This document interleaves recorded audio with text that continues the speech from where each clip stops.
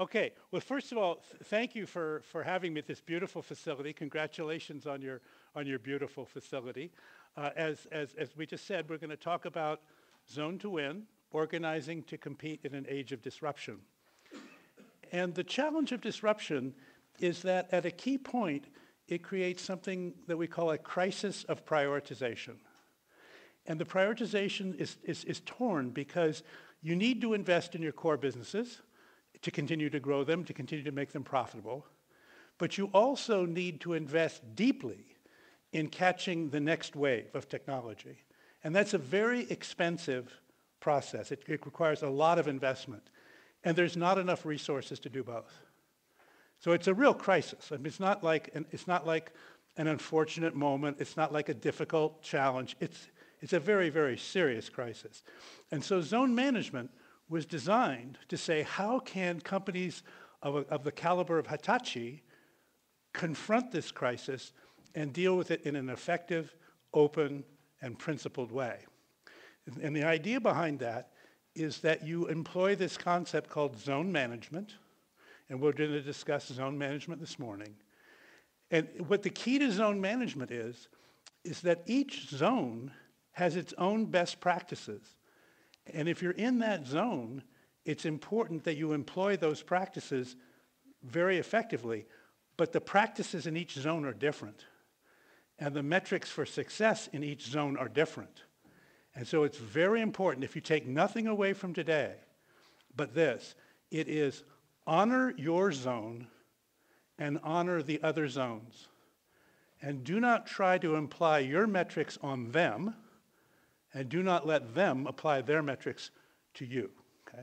That's how zone management is going to work.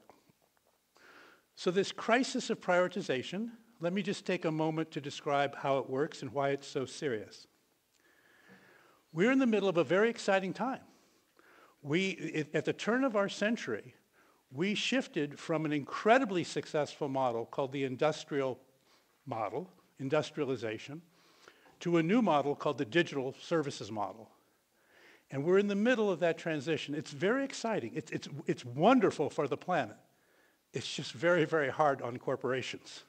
And particularly the larger the corporation, the harder it is. If you look at the industrial product era and all the things under that list, it's all about you. This was you. You know, this era was an era where demand for good products at a good price far exceeded supply. And so the whole goal of the 20th century was to create good products at better and better prices and make them available more and more globally. And so we worked on the supply chain. And Japan led the effort. In the 1980s, you led the effort with the supply chain. You led the quality movement with the supply chain. You showed that higher quality could actually cost less, not more. It was all about the Six Sigma quality programs, the Toyota production system methodology, Edward Deming, Six Sigma, all of these things. It was very exciting, and it changed the world. And the internet then made it possible to do this globally. So initially, you could do it in Japan, you could do it in America, but you couldn't do it in China, and you could not do it in India. But the internet changed that. With the internet, we brought China and India into the global economy. And it was a huge success in terms of making the cost of goods available around the world better and better. At the core of that, from an IT point of view, we created what we call the systems of record, a global financial system, a global order tracking system, global inventory management system, global design systems, et cetera. And there were the IT companies that are famous from this era were at the core of these systems. So SAP, Oracle, Cisco for the internet, Microsoft for the client server, Intel for all the microprocessors. And this was an era where it was all about B2B. B2B got all the money, and B2C sort of happened afterwards, kind of later. Eventually you got a home PC. But first you got a PC at the office. And the office PC was much better than the home PC, right? And this is an era that if you think about it from the customer relationships And Japanese business culture has an enormous reputation for customer care. This is an era of customer support, which means we will make the product, we will make it as economically as possible, we will deliver it to you with high quality, we will make sure that you are trained on it properly, but then it's your responsibility to get the return from that product. That's your responsibility. We'll just make the product work. The results are up to you, the customer. Now go to the new model. So in the new model, what happened was we were so successful with the industrial model that in fact we reached a point where now supply exceeds demand, meaning there's more products to sell than there are customers to buy them. So in that world, the supply chain is no longer the thing you worry about. Now you're worrying about the customer, because the customer has now become the scarce ingredient in your economic formula. It used to be it was the product, that if you had the product, the customer would come. But now it's the other way around. Now if you have the customer, you have the opportunity to provide the product. But if you do not have the customer, you do not have the opportunity to provide the product, or you have to provide your product at some much lower price. So this is why we're spending so much time now on user experience design. And this whole facility here, and its emphasis on digital experience, is in order to court the customer in the new digital world. And this is a world which was changed dramatically by two forces that were not present at all during the 20th century. And that is cloud computing and then consumer mobile devices. So this is a world where, for the first time, consumer is now better than business. So the first time you realized that at home with your smartphone, you had a better digital experience than at work with a terminal, it had reversed. It had reversed. And now B2C was leading. And if you look at the leading companies here, many of them are consumer companies. Amazon, Apple, Alibaba, Tencent, Facebook, Google, they're all very B2C companies. The systems that matter, we still have systems of record, but the new systems we call systems of engagement, because what they're designed to do is to engage customers and consumers digitally at scale so that we can bring them into our business and we can serve them. And so that's a whole new motion. In the industrial model, we sent individuals in teams to go to our target customers and spend time face-to-face with the customer. That works in B2B. It still today works in B2B. But B2C, you can't do that. B2C, what you want to be able to do is encounter the customer virtually through a purely digital system. And we're still working on those systems. But things like chatbots are becoming increasingly interesting as the consumer says, all I really want to do is get from the system the things I want. And I think Amazon, and Amazon retail in particular, is a dramatic example of how far you can take that idea and how far we are all going to take that idea. So this is a huge, huge change. And the point I just want to, and the last thing, in this new world, it's no longer about customer support, although you still have to support your products. Because in this new model, more and more customers are subscribing to your business, meaning maybe they pay for it monthly, or maybe it's just that if they decide that they're not going to use you, they'll switch to another vendor digitally. They'll literally, with a click of their mouse, they'll be in another vendor's website, and you're gone. So this whole notion of how do I keep the relationship digitally is I have to invest in my customer's success, not just in my product's performance. And that is a very different ask. If you're going to invest in your customer's success, first of all, you have to get their permission to talk somewhat intimately about what success means to them. What are they really looking to accomplish when they buy your company's products or services? And then you have to understand if they don't achieve that goal, then sooner or later they're going to withdraw their business from you. And so what the customer support group was always a very product-centric group, very case management oriented. We tried to feed back to our design engineers the problems with the product. We tried to make sure our field service people had all the right spare parts. We wanted to do maintenance at the right times. We were making the product work. But it was a very technical, product-centric, not very interpersonal. We were polite, but we were mostly focused on the product. Customer success doesn't work that way. Customer success is you're focused on the person.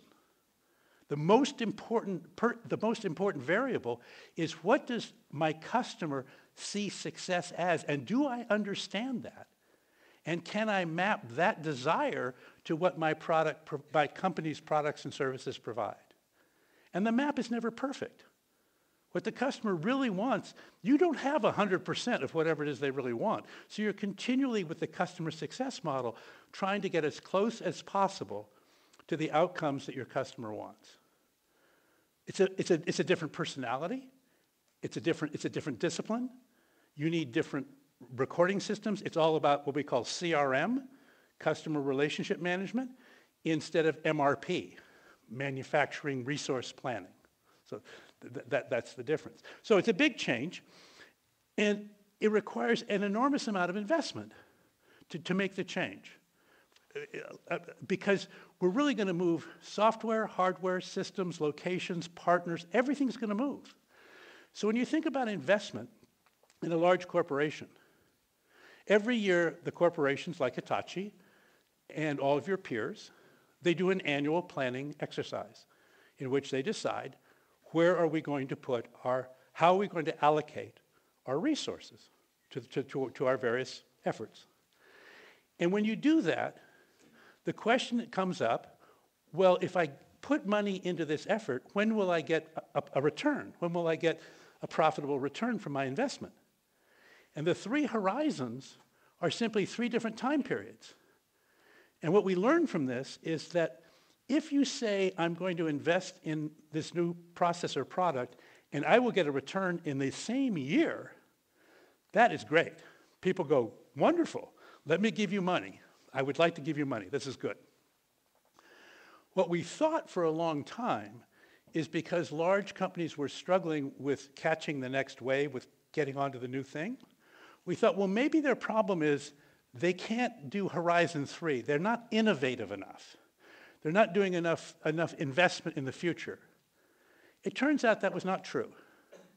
As you know here, and as you know from your rivals at Toshiba and NEC and other places, there's a lot of great R&D in large corporations. IBM Labs, Nokia Labs, HP Labs, Bell Labs. Xerox invented the Macintosh, not Apple. But Xerox could not capitalize on the Macintosh. And the reason they couldn't capitalize on the Macintosh was not because of Horizon 3. Horizon 3 is inexpensive relative to the rest of the budget. I mean, yes, R&D doesn't make any money, but if it's 300 engineers or 600 engineers and you are billions or trillions of yen of business, it's not very much money. You can afford a laboratory. The problem happens in Horizon 2, which is when you say, I now want to take a fledgling opportunity and I want to bring it to scale. I want to take it from a small, exciting startup to a major part of another product line. There are 5 major businesses at Hitachi. I want to be the 6th. Okay? That requires enormous investment, and the return does not happen that year. It doesn't happen the next year.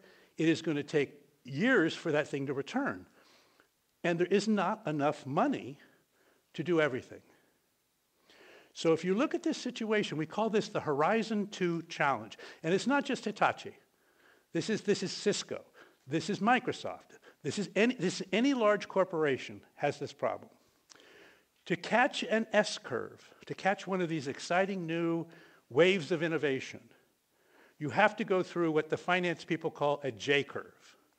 And that's a J-curve, right? It means you're going to lose a lot of money before you make money.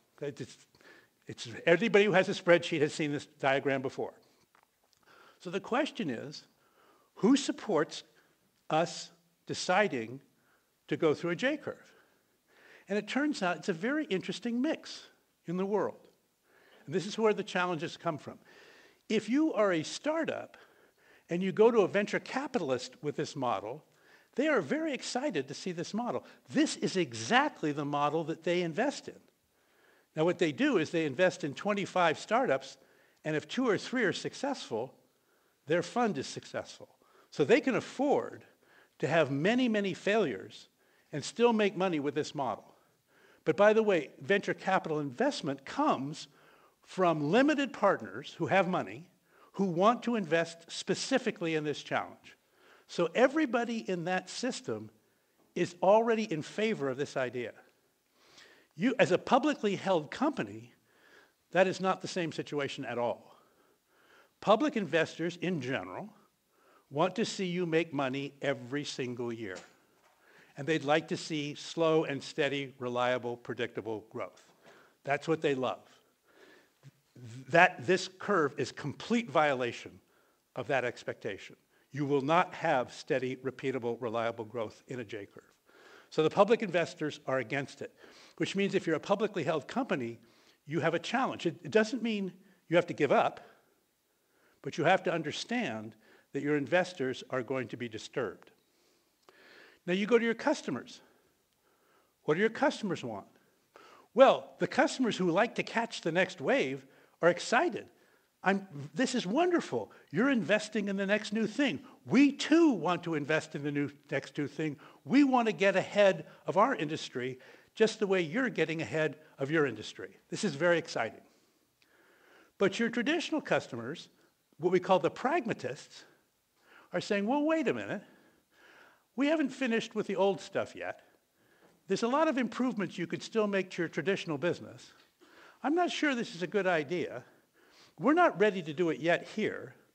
Why don't you wait a little bit longer and spend a little bit more time on the traditional business?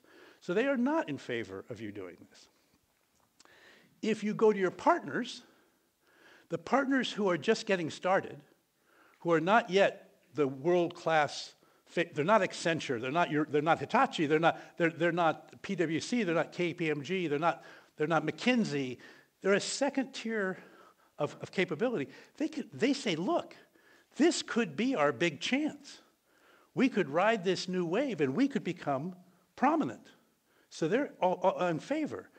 But the successful partners, the ones that do have the Deloittes and the Accentures and the KPMGs and your own company as well, are going, hang on.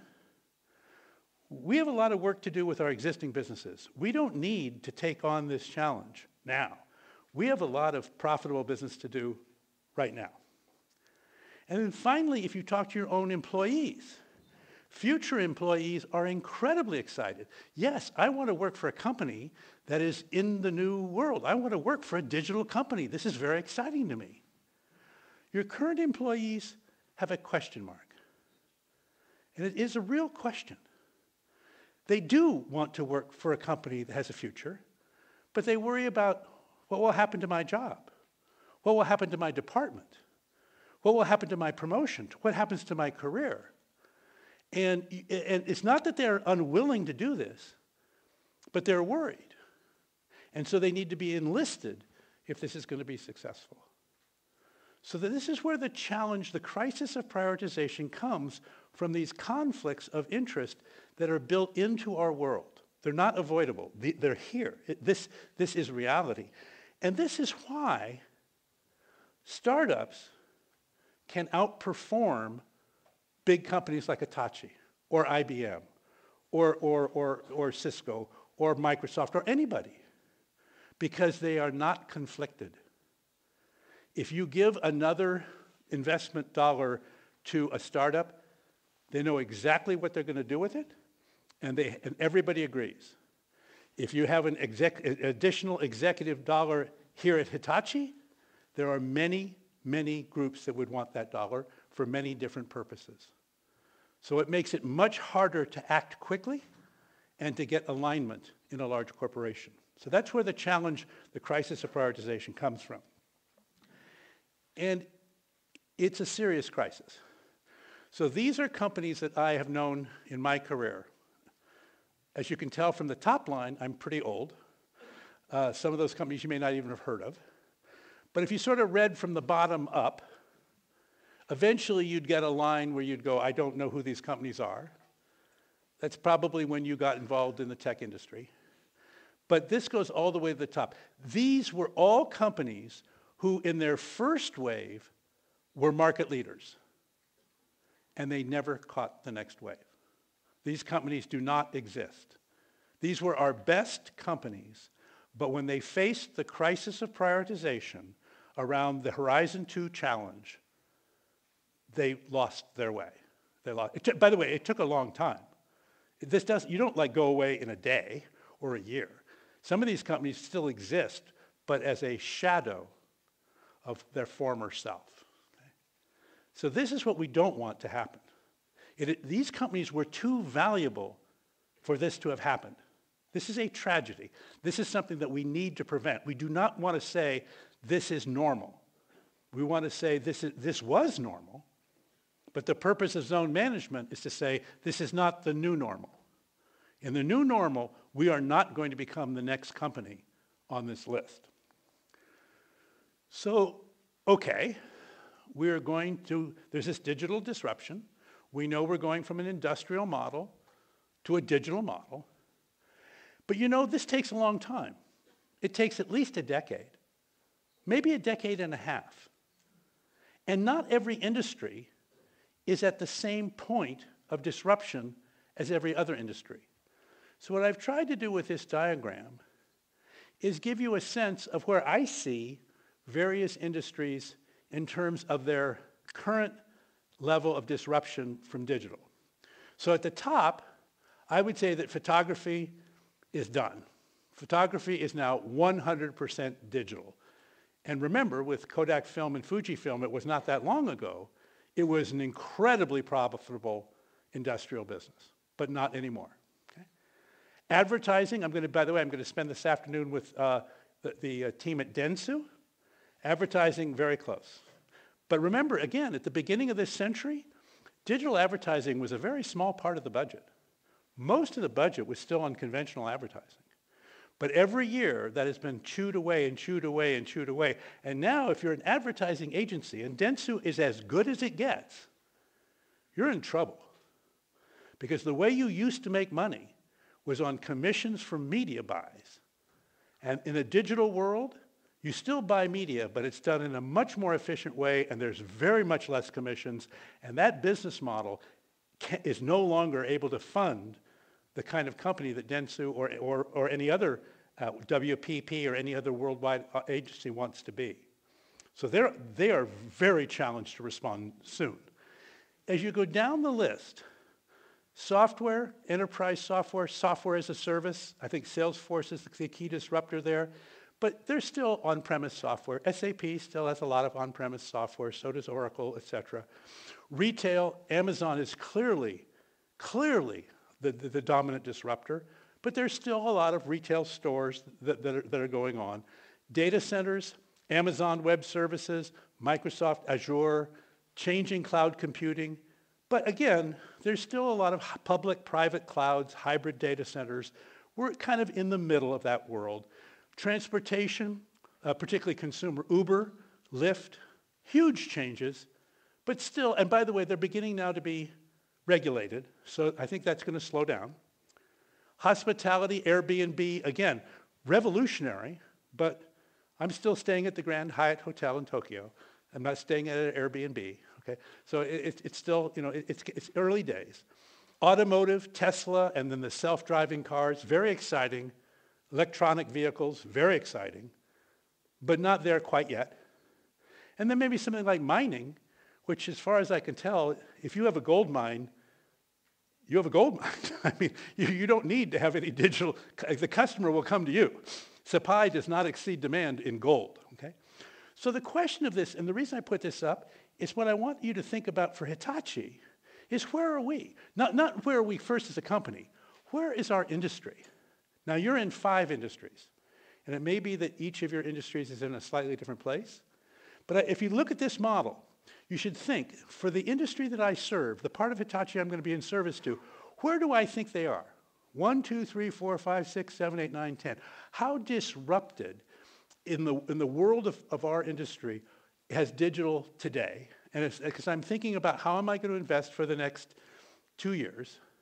So where do I think we are? And normally what you discover is that the industry, wherever the industry is, there are startups that are clearly disruptors. They're way ahead of the curve. And then there are middle-sized companies who are typically kind of where the industry is. And the bigger and more important the company, the more likely it is to be behind. And the reason it's behind is because you have all of the legacy responsibilities. You have this huge customer base that needs to be taken care of, and you cannot move swiftly. So this is a pretty classic pattern. And the question you want to ask, and that I hope you ask yourselves after today, is where are we and where do we want to be in 18 months?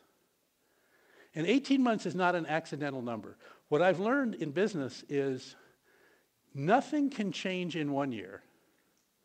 1 year is never long enough to really get anything done. But 2 years is too long. So I actually think we ought to have a calendar that's 18 months. Because I think 18 months is actually the right amount of time. But if you do not make a measurable change that is meaningful to your customers and to your investors and to your partners in 18 months, then that initiative has failed.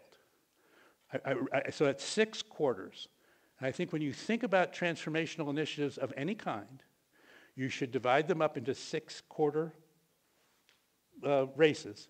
And every one of them has to have a meaningful change, a meaningful outcome that we get to. So that's how we're going to think about this going forward. So with that in mind, I want to say, okay, that's the problem statement. How do we solve for this problem? How can we, in a principled way, solve for these challenges? And this is where the zone management playbook came from. It was based on work done with Salesforce and Microsoft, who are both very, very good companies. Salesforce is a growing company. Microsoft, very, very large company.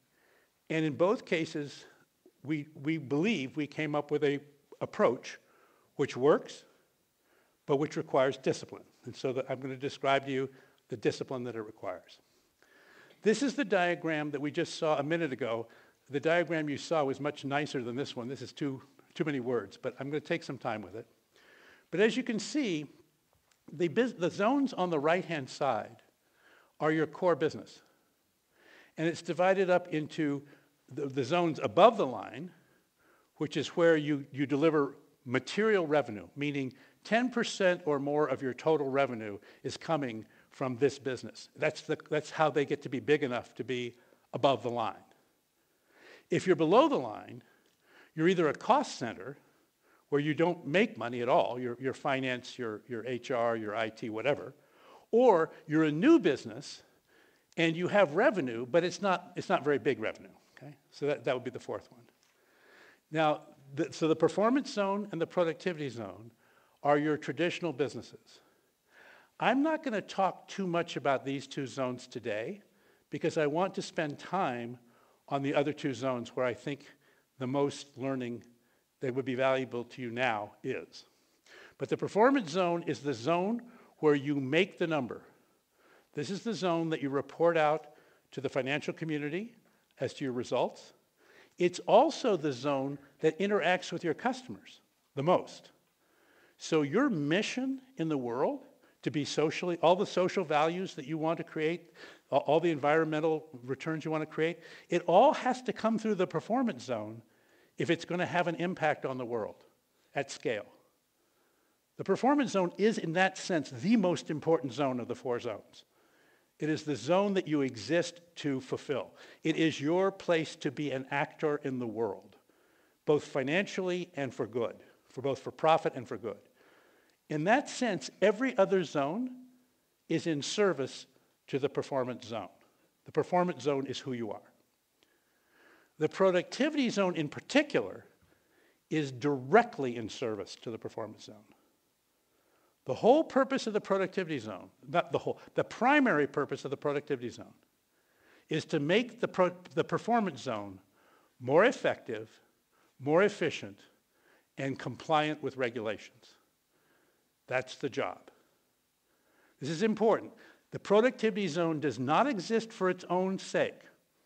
It doesn't exist because finance needs finance or HR needs HR. It isn't trying to make itself more effective or more efficient or more regulatory compliant, although it does run projects to do that. But that is not why we invest in it. We want the productivity zone to be in service to the performance zone and to see improvements in the performance zone based on its own efforts.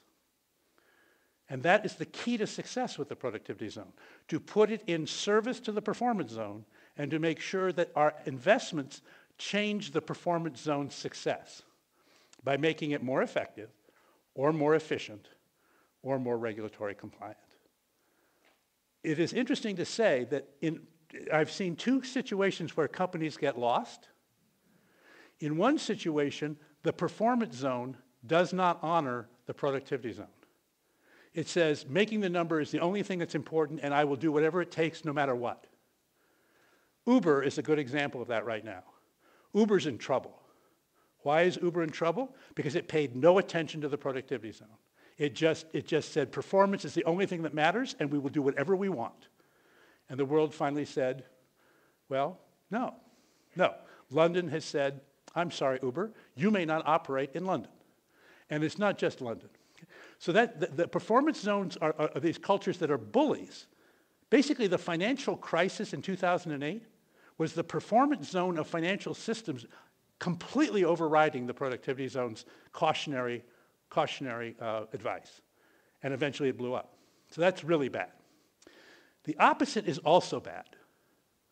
When a company begins to lose its way, the board of directors loses confidence in the leadership of the performance zone because revenue is not growing, because the company is losing market share. Its products are drifting. And what the board does is it puts the productivity zone in charge of the performance zone. It makes the chief financial officer really more important than the CEO or the vice president of sales or the vice president of engineering. They all have to go to the financial officer and then to the HR leader and then to the legal officer for permission to act. And this is a company which is now going sideways, and it will never recover. It will just get quiet. By the way, I could use a bottle of water. Is there water over here, perhaps? Is there? So it's very important that each zone honor the other zone. They're very different. Somebody who's good at the performance zone is typically not good at the productivity zone, and vice versa. People who are good at the productivity zone are typically not good at the performance zone, because in the performance zone, you have to take risk, act on instinct, and then correct for your mistakes. And you do make mistakes in the performance zone. In the productivity zone, you want to study the facts and then put in place a process and run the process responsibly. That takes a lot of time, but it's very reliable. So you want both kinds of activity, but they're not the same. This is why each zone has trouble understanding the other zone. This is why you must play by the rules of your zone, but honor the behavior of the other zone. Having said that, we're going to spend the rest of our time, I think, on the other two zones. These are the zones designed to deal with the next wave of technology. And they divide into the incubation zone, where you get started, and the transformation zone, when you take the action at scale. So those are two, it's a little bit like raising children. Incubation zone, maybe 0 to 18 or 20. 18, 20, 22, get a job. That's the transformation zone for children, right? That's when they have to become independent. That's kind of what we're doing here. So in the incubation zone, the goal is to create options for Hitachi and Hitachi's customers to participate in the digital world in an increasingly successful way. We want breakthrough innovations that are going to position us for the next wave. And we're going to talk about how we do that, what disciplines we do that, because it's not the way we used to do it at all. It's a brand new set of disciplines. I'm going to spend a lot of time on the incubation zone because I think it will be unfamiliar to you, although it's based on a very, very reliable model that came from venture capital, which I'll show you. And then the fourth zone, and by the way, the incubation zone, this, by the way, is an incubation zone building. This campus is an incubation zone campus. Okay? So the incubation zone is a real zone. It exists year after year after year, as do the productivity zone, as does the performance zone. But the transformation zone does not. The transformation zone has no building. The transformation zone, many years, has nothing happening because you do not transform every year. You transform maybe once a decade, maybe even not that often. But eventually, you do have to transform.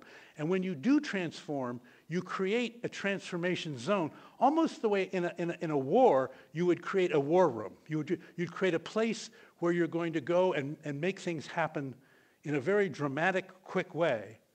But hopefully, in order to get through the war, so you can get back to peacetime.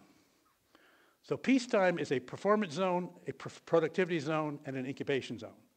Wartime is a transformation zone dictating to all zones what we're going to do. So I'll also talk about the transformation zone and how that would work. But I think today we're going to spend most of our time on the incubation zone. Now, the purpose is zone management, just to be clear. The first purpose is to save time. What do I mean by that? You waste an enormous amount of time.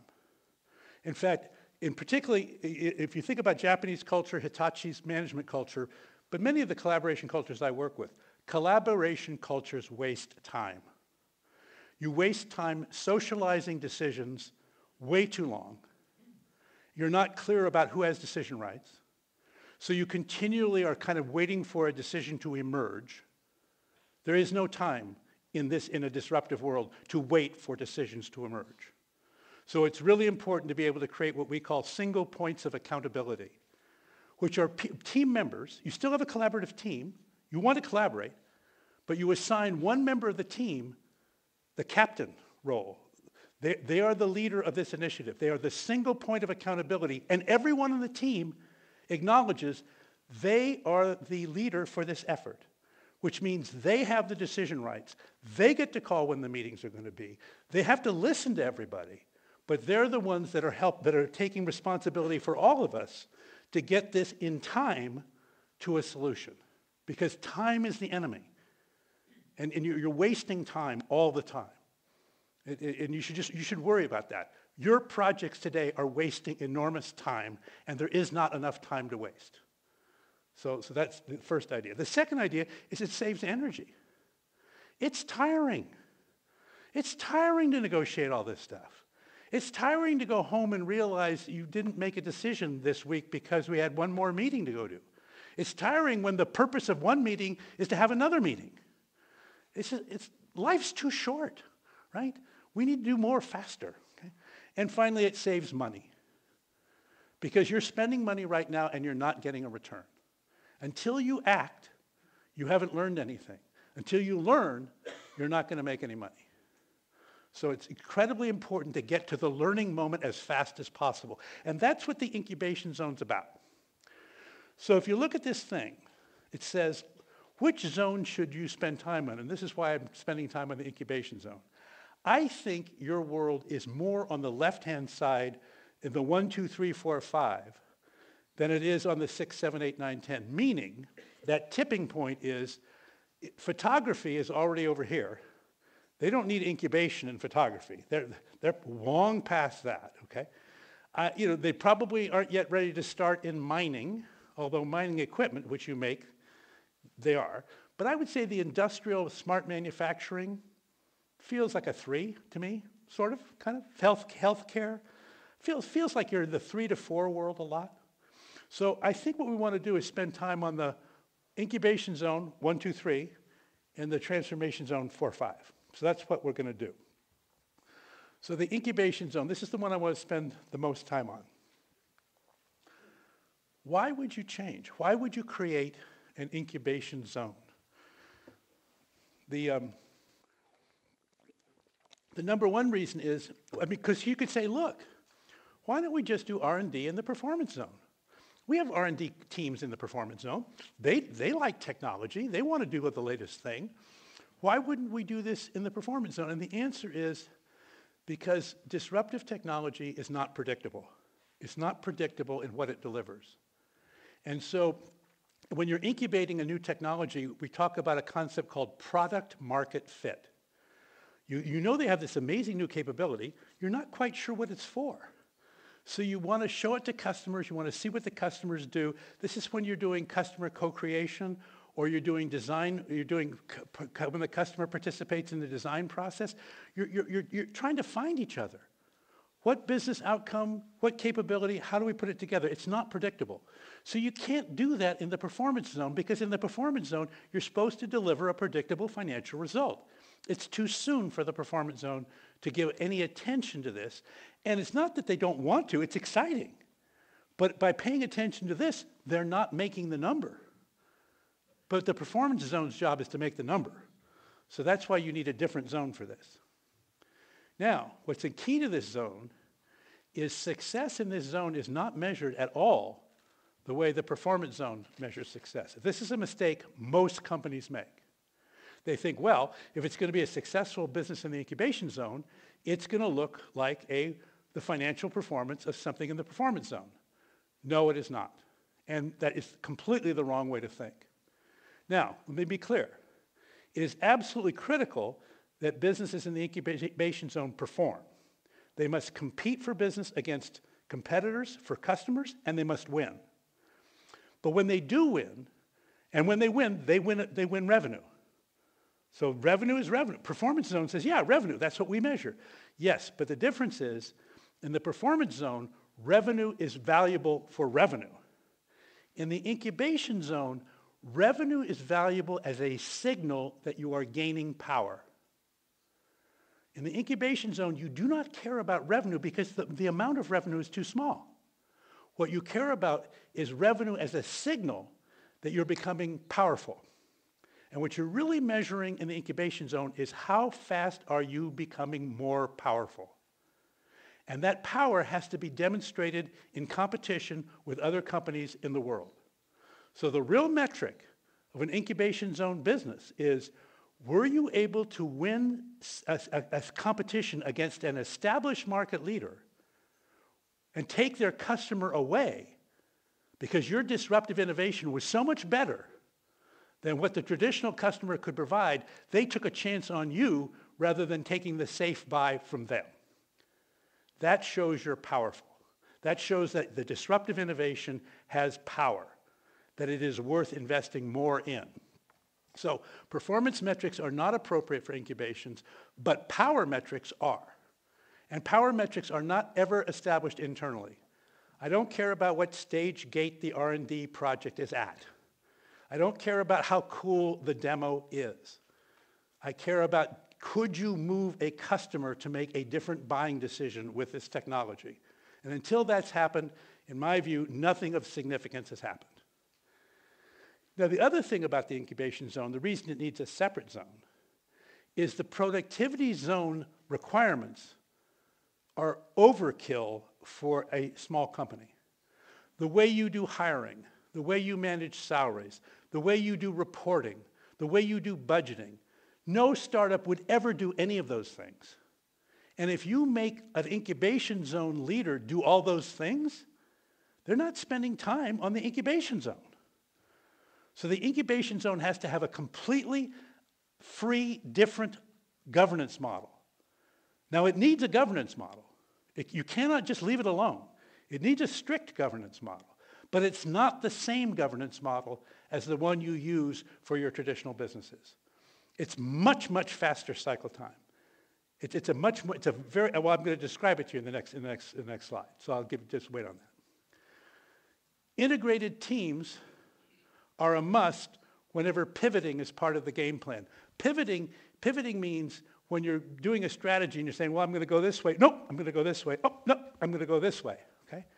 If you do that in the performance zone, you'll get fired. That's crazy. Can't you walk straight?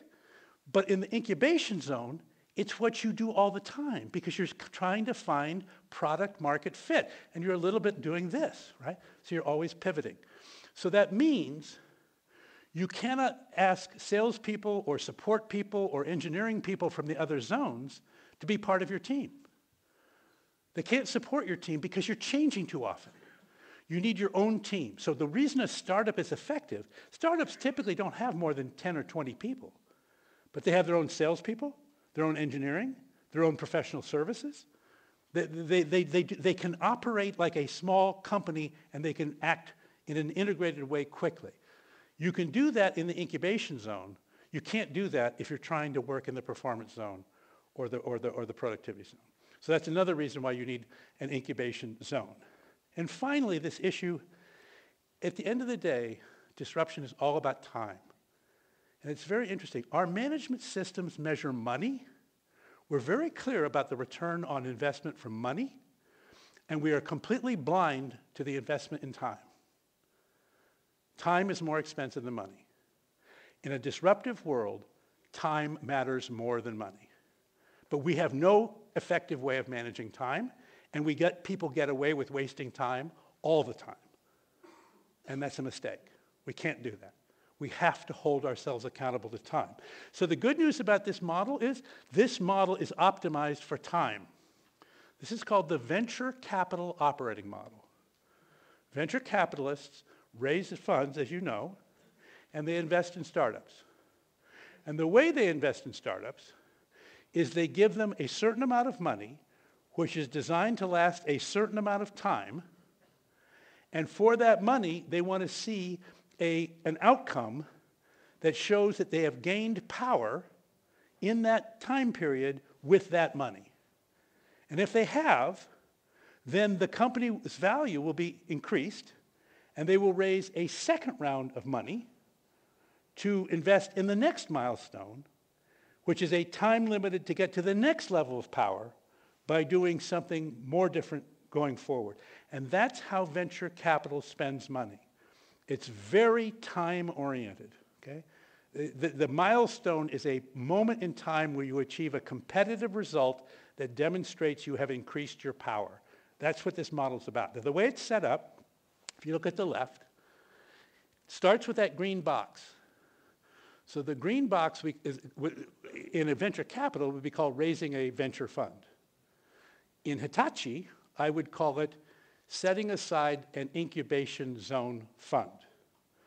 This is money that is going to be spent in the incubation zone and nowhere else. It's just for the incubation zone. You would set this aside once a year in your annual budgeting, and it would then be governed by the board. And the board of the incubation zone is designed to be like the general partners in a venture fund. The people who make the decisions as to what businesses to invest in and whether or not to invest in the next milestone or shut down the project and invest someplace else. So that's what this board is about. I want the CEO on the board because I want it to be clear that this board has a lot of authority to act independently from the performance zone and from the productivity zone.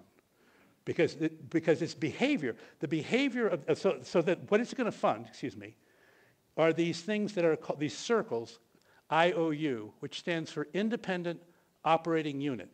Basically a startup inside Hitachi. It still uses your financial systems somewhere, but it's designed to operate like a startup. So it has a general manager, it has salespeople, it has engineering people, it has services people built in to that unit.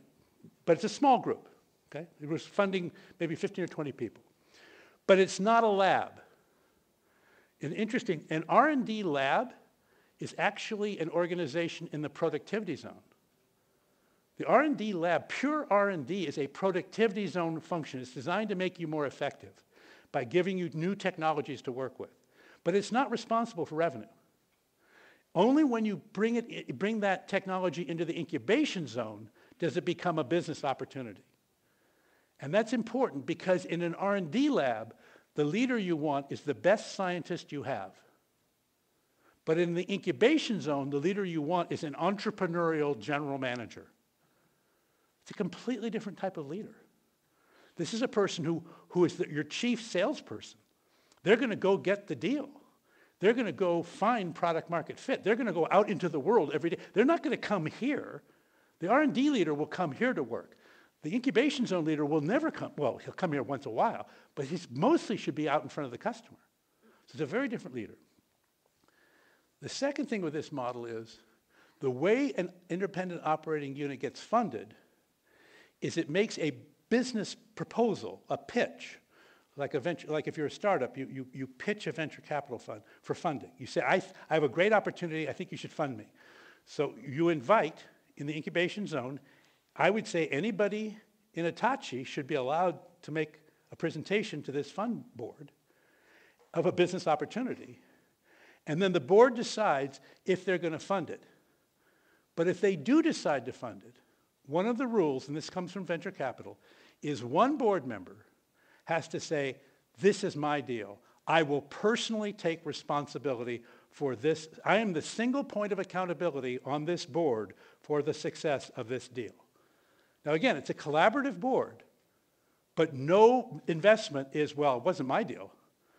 Every deal is like, no, it was your deal, or it was your deal. Okay? If nobody will say it's my deal, we don't fund it. So it's incredibly important that you have an accountability. So this board, by the way, is not very big. It's maybe 5 people. A typical good venture capital firm has maybe 5 general partners, 6, maybe a big one, 8, not 27. There aren't any staff members. If you're on the board, you do the work. And by the way, it's real work. It's real work. And I would expect these people to have another job. I wouldn't say that the board member, this is probably a vice president of engineering, or maybe it's a head of social innovation or something. I mean, these board members have other jobs. But for this role, when they commit to a deal, that means once a month, they will meet with the leader of that project, that independent operating unit. How are you doing toward your milestone? What can I do to help? You have only 6 more months. Are you getting to the deal you need to? What can we do? And that's how venture capital manages entrepreneurs. They meet with them every month, and they're always there to say, faster, faster. What can I do to help? How can I help? What can we do? Move, move, move. Don't sit still. Time is the enemy. So you fund these things to milestones. Now, this is important because most corporations don't do this. You have an annual budgeting process. Every other zone does this once a year. So you make all your startups do it once a year. Wrong model. No venture capitalist ever funded a startup annually, ever, in the history of venture capital. Never. You do not fund startups annually, ever. You only fund them to milestones. Now, if the milestone happens to be exactly 1 year, okay, you funded it annually. But normally, it would be less or more, right? And that's how. So you fund to milestones. And the metrics, as I said, are metrics that show that you're gaining power in the world. So the metrics are things like, have you won your first customer? Have you won a second customer? Have you found the repeatable use case? The thing that more than one customer wants the same thing, something you could actually start to build a business around as opposed to just doing one-off projects one at a time. Can you scale that repeatable use case? Can you find an adjacent market? Can you start going from one niche market to a second niche market, from one vertical to a related vertical? At some point, can you cross the chasm, as we used to say, which is to find that repeatable business model? And you grow your business inside the incubation zone as big as you possibly can before you leave the zone. And in the case of a company like Hitachi, that could be a $20 or $40 million business before you decide to say, what are we going to do with this at scale? You want to get the business you want them to have found their repeatable use case. You want them to begin to have partners. You want the world to begin to take them seriously in a local way. They're still a tiny part of your world. But for some target groups of customers, and this was the whole key to crossing the chasm, for the target market, they've actually become a very important player in the target market. So they're a big fish in a small pond, but they are a big fish somewhere. And until they are, they're not ready to leave the zone. You want to eliminate dependencies on the other zones. You cannot rely on the performance zone for sales because they have bigger fish to fry. By the way, you'll get some help. Periodically, there'll be a customer from the performance zone that will buy. That's great, but you can't rely on it. You can't rely on it. You have to have your own sales force. And you have to have liaisons, these things at the bottom, the finance, human resources, administration. Those are liaisons to the productivity zone because as a startup, you're doing things, you're doing things that don't follow corporate process. You're violating corporate policies. You're hiring people that are out of band for the hiring things. You're signing contracts that the corporation doesn't normally sign. You're doing whatever it is it takes. Now you need to have liaisons because you don't want to do things illegal, and you don't. So it's important, but you don't want to have the leader of the independent operating unit having to go and negotiate with every one of the productivity zone functions in order to get anything done. Why? Because it wastes time. So the liaisons are designed to save time. And the board is between them. So if I want to hire a data scientist and I want to give them a signing bonus, and the human resources people say, we don't give signing bonuses. And I say, I know, but I need to hire a data scientist, and I can't get the person I want without a signing bonus. That's why you have the board in the middle. Because the board can say, particularly with the CEO on the board, look, our policy is we do not give signing bonuses. But in this case, we're going to make an exception. And that's fine. But you didn't make the general manager of the independent operating unit go get that permission. You gave the problem to the board member who supports them to go get it for them because you don't want to waste their time. You want them in the market all the time. So that's the idea behind that model. And then you force exits. You don't allow anything to be in this zone longer than 5 years. It's just like, it's too valuable. In 5 years, if something hasn't happened, let's try something else. That's kind of the key idea there. So those are the ideas behind the incubation zone. I'm just going to touch a bit on the transformation zone. I think then we'll go to Q&A. I think I'm probably using up most of my time. But I do want to give you a little flavor for the transformation zone. So the transformation zone, we've talked about the crisis of prioritization. I think you guys appreciate and understand that. We're trying to transition from the old to the new. We understand that the core business still needs investment. We also know, though, that the next generation business needs deep investment. There is not enough profits to go around, and there's pressure to act now before it's too late. By the way, you might ask, where do you get the money? If there's not enough money, where do you get the money? It's very interesting. You get the money typically from either going into debt, which you would never normally do. You may get it from outside capital. You may go to the venture private capital community and say, we want to invest in this. We can't do it off of our own balance sheet by ourselves. We will put some money in, but this is going to require more money than that. You have to go raise money. For a long time, those companies that didn't succeed, they were trying to make it work off of their existing operating income. It doesn't work. There's too much. You need too much money too quickly. And so you have to find some other ways to do that. That's not normally the responsibility of anybody in this room, but it's an important idea in the transformation zone. So the idea is to act quickly. And I just want to make clear there's two ways that this happens.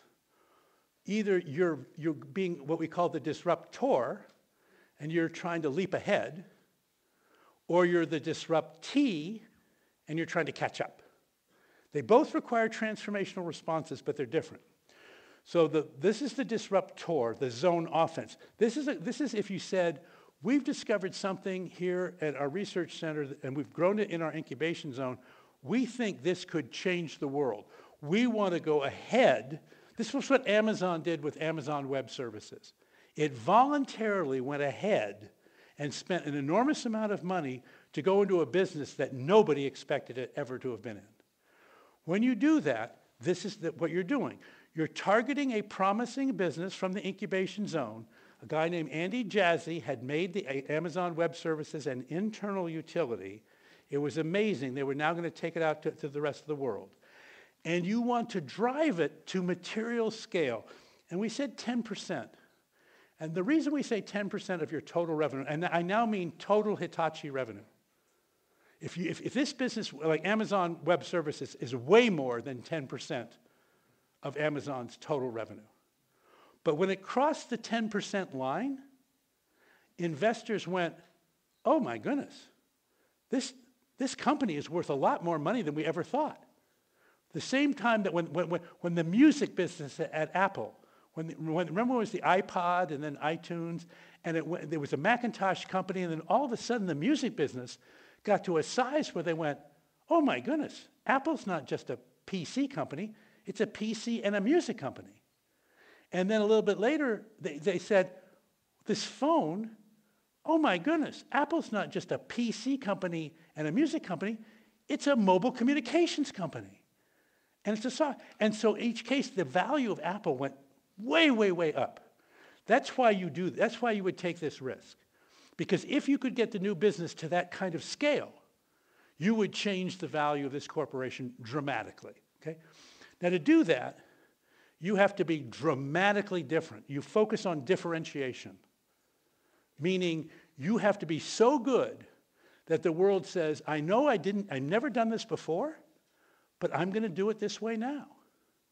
I always had a Nokia phone. I opened it up and flipped this. Now I'm going to learn to do this. I'm going to actually phone with my finger. I did it. Who knew, right? I've always had my own data center, but this Amazon thing is so amazing, I'm going to develop on the Amazon data center. It highly differentiates because that's what you have to do to get the world to shift from their comfortable, traditional place to something brand new. And you have to continually push and push and push until you get past that tipping point. And the tipping point is when, before the tipping point, people are giving you the doubt of the benefit. And after the tipping point, they give you the benefit of the doubt.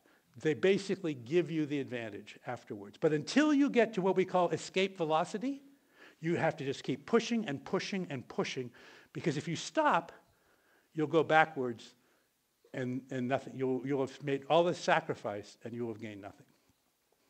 Now, the more common one, and the one that I would expect Hitachi to spend more time with, or Cisco, or IBM, or this was Microsoft, by the way, in the case study. You have a different problem. Now we have a situation where your core business is being digitally disrupted. You're like Dentsu. You're seeing your business being eaten away. And you have to transform. Okay? You're not doing this voluntarily. You're under attack. Okay? So what you do is you take your existing business, and the first thing you have to do is release it from its performance zone contract, meaning you do not have to be profitable during this. That's what we mean by moving it from the performance zone into the transformation zone when it's an existing core business. What we're really saying is it's the same business, but we're going to transform it, which means it is not responsible for making the normal kinds of profit that it would if we left it in the performance zone. It's actually going to lose money. And Microsoft Cloud's a great example of this. In 2007, Satya Nadella, who was just running their back office software business at that time, said, I will only fund R&D for cloud computing going forward. Now, they had a very, very profitable on-premise back office software business, hugely profitable. He said, future R&D is going to be all cloud.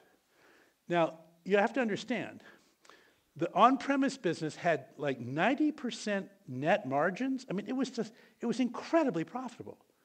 The cloud business had negative gross margins, meaning when you sold something, you lost even more money.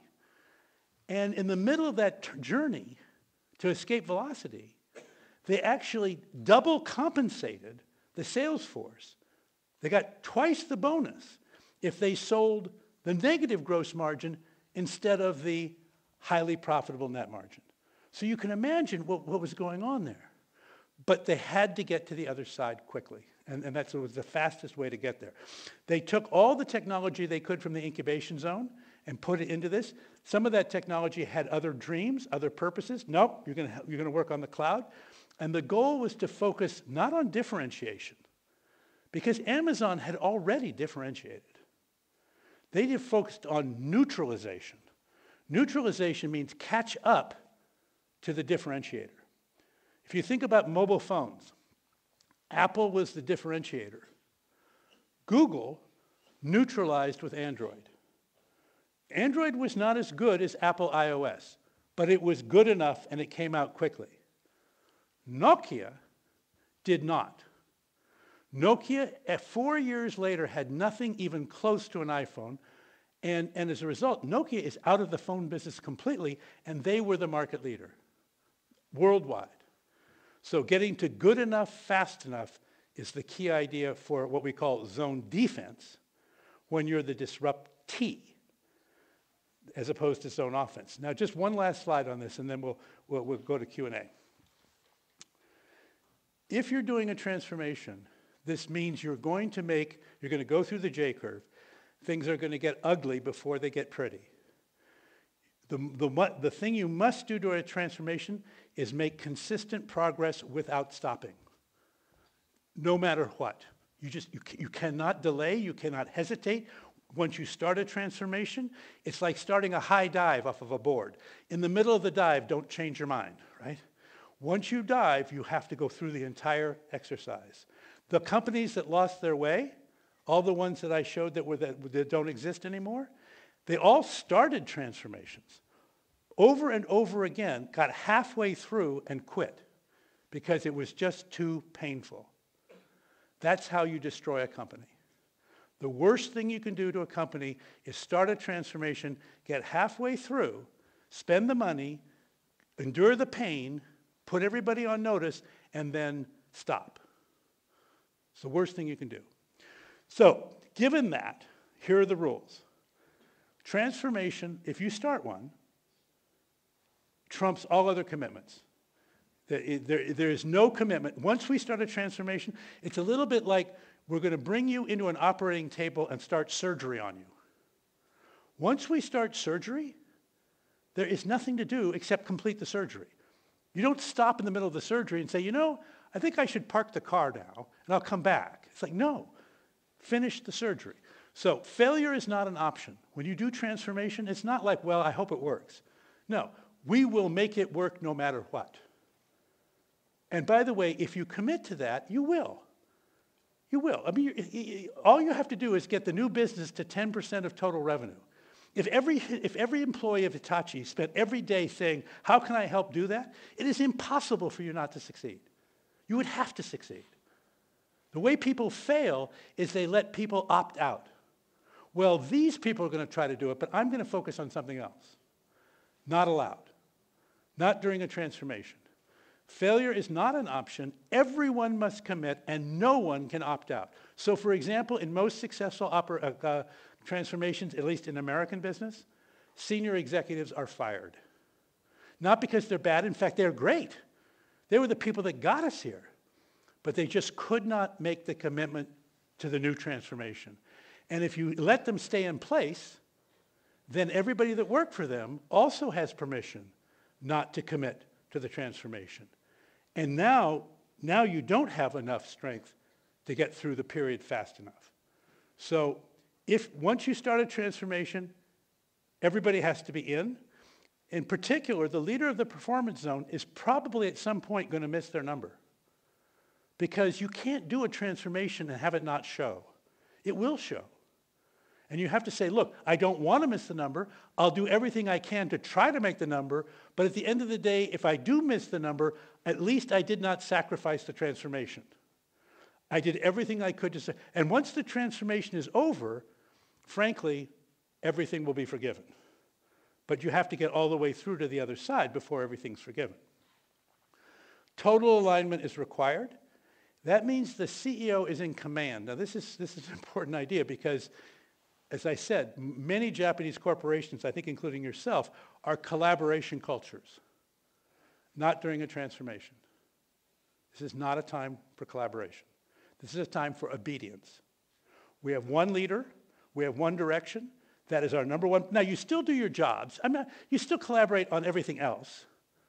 But if anybody from the Transformation Initiative comes to you and needs any help at any time, you stop whatever you're doing and you do that first.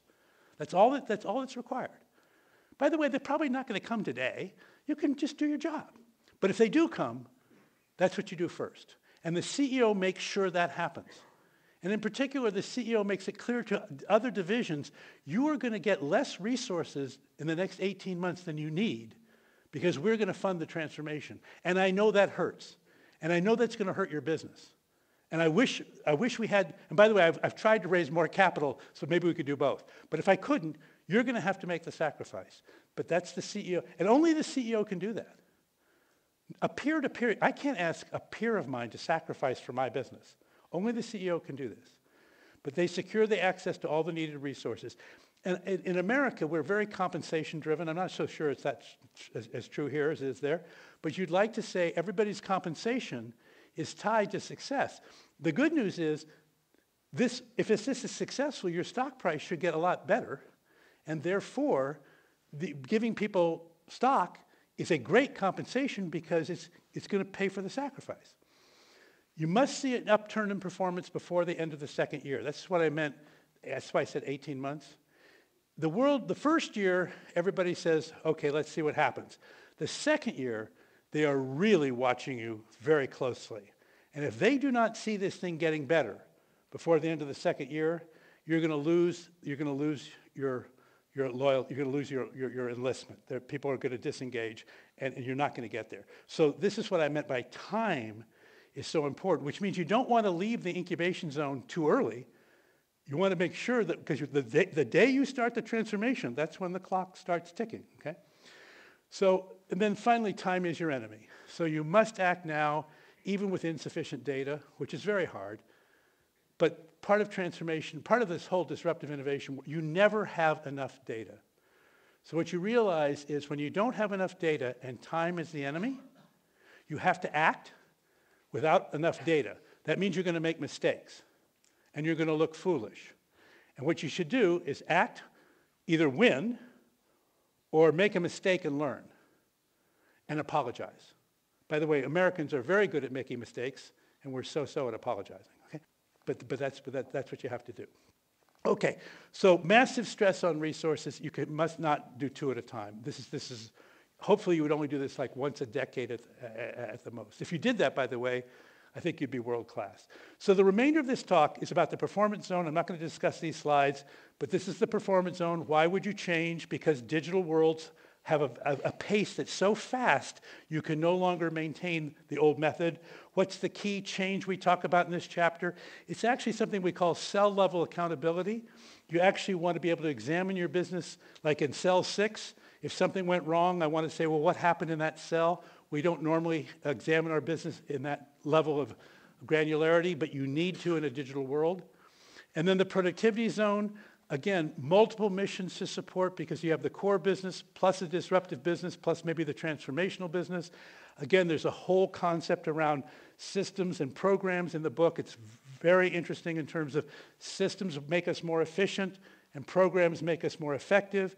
What you discover in large corporations, your organizations are pretty good at doing systems, but most programs do not change state, meaning their purpose is to actually make us more effective, but in fact, they have only modest success. There's a whole set of best practices for how you would change that. That's the book. It's next. So just to kind of recap, and then we'll come up for Q&A. Zone your enterprise. Each team is in one and only one zone. One of the questions you might ask yourself is, what zone are we in? What zone is my customer organization in? Most organizations are in one zone only.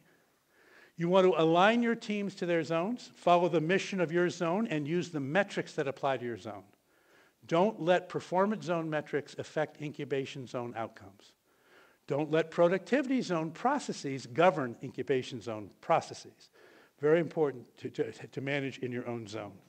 And then each year, target one zone for improvement. I think this might be the year for the incubation zone, which is, I think, why I'm in this building. So, but you must always honor the other zones. So with that, I think I'll turn it over back to Q&A. Thank you very much.